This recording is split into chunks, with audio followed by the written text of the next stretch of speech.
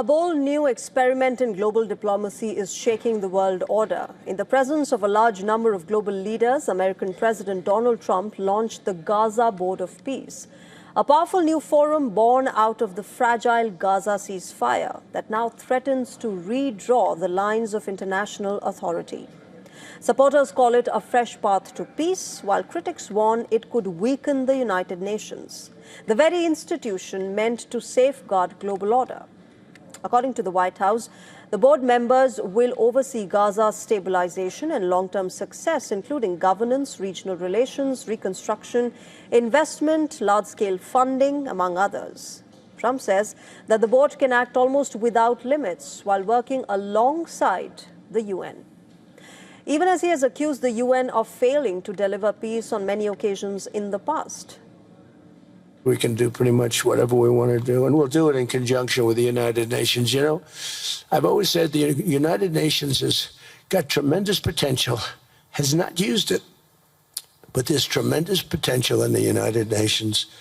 And you have some great people at the United Nations, but so far it hasn't. Donald Trump will chair the board himself. He has invited nearly 50 world leaders to join him. Many countries from West Asia, including Turkey, Egypt, Saudi Arabia and Qatar, nations deeply tied to the Gaza conflict, have joined. But it is the absences that are striking.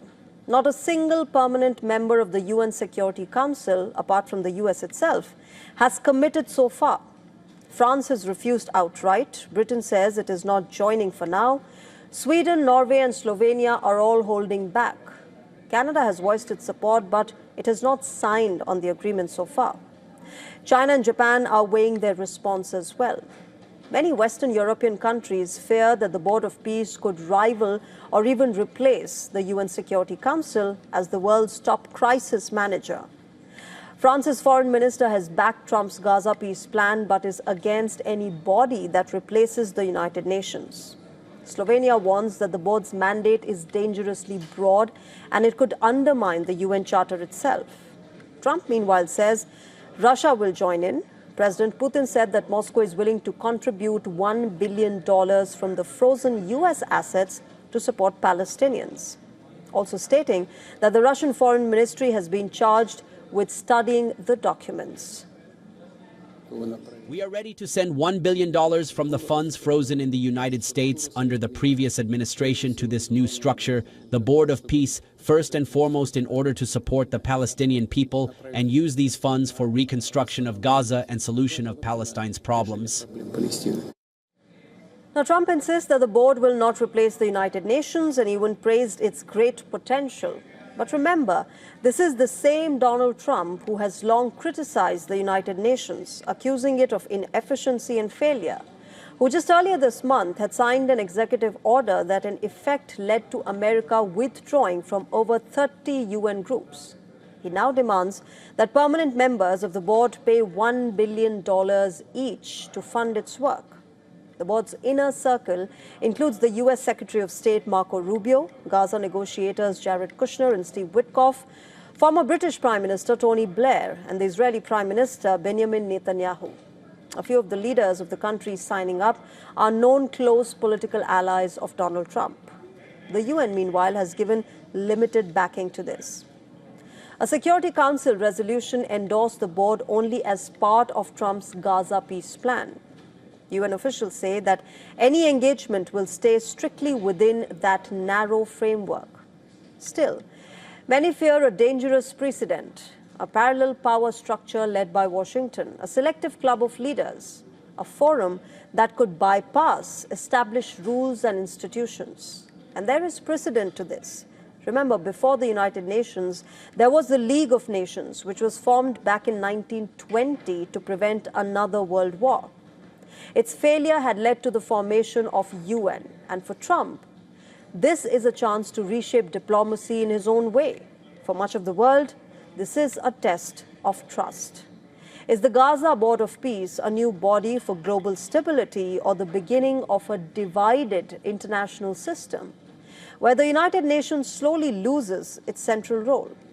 One thing is certain, a body created to secure peace in Gaza has now opened a far bigger debate over who leads the world and how peace itself should be made. Let me go across to our assistant editor for Foreign Affairs, Siddhant Sibbal. He's joining us live from Davos. He's been getting us all the ground reports and everything that has been unfolding there. Siddhant, extremely crucial day as far as the entire world is concerned. The peace board having been signed and inaugurated by Donald Trump and his allies. But what will be now crucial to see is what this peace board does. He said that this board will work in conjunction with the United Nations, but clearly this board has a mind of his own and a personality of his own, and that is of Donald Trump's. Well, yes, this is a mini UN perhaps being created by Donald Trump, where he is the Secretary General. That's the view which is prevalent here at Davos.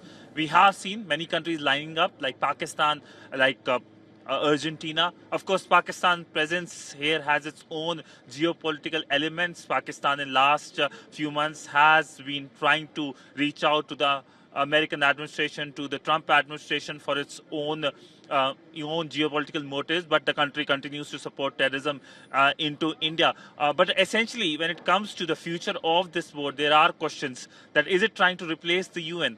India has been calling for the reform of the UN, but it looks like that Donald Trump wants the replacement of the UN.